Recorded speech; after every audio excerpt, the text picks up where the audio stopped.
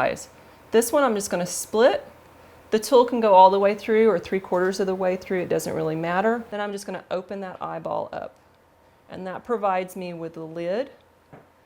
And it also has extra clay in this that I can divide and build up into the eyeball. That's one reason I like this particular technique. So you can see I've taken my tool, I've kind of divided this. Can you see where I've divided that? And half of that goes toward the eyeball and half of it goes toward the eyelid. Then I'm going to push this eyelid back in space and pull this eyelid back over in space. Now, this is something that most of my students experience. They're like, it looks like an alien, it doesn't look like a face, but this does start off looking like an alien, just simply because we're looking for features, we're over-exaggerating, and we will refine them later. Again, if you try to refine it at this point, it will simply be something you have to rework later because the clay is not ready to hold its shape. So I'm just kind of shaping this eye from that slit that we opened. And I prefer this because I just like to think about my sculpture opening its eyes. So there's one way to do an eye. There are many other ways to do eyes. But splitting the difference in that lid sometimes frustrates people. So there's also kind of where you will take a ball of clay and simply add it to this almond shape that you've drawn on.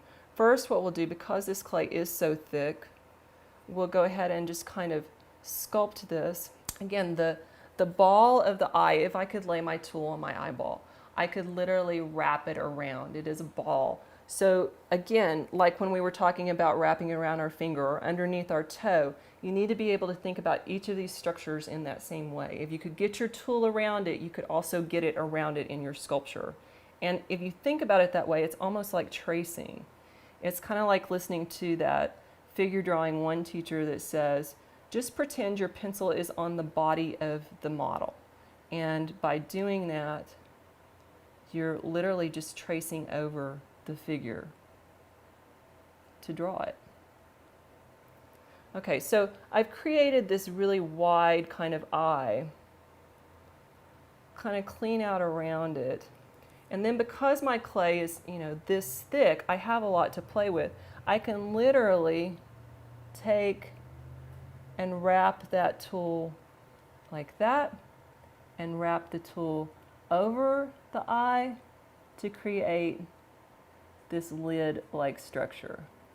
And sometimes you need the ball of clay, but it doesn't look like I'll need it right now. If your eye is, or your clay is thick enough here, you really won't need that ball of clay, but we'll hold on to it. We might need it later. Sometimes I add a contact in.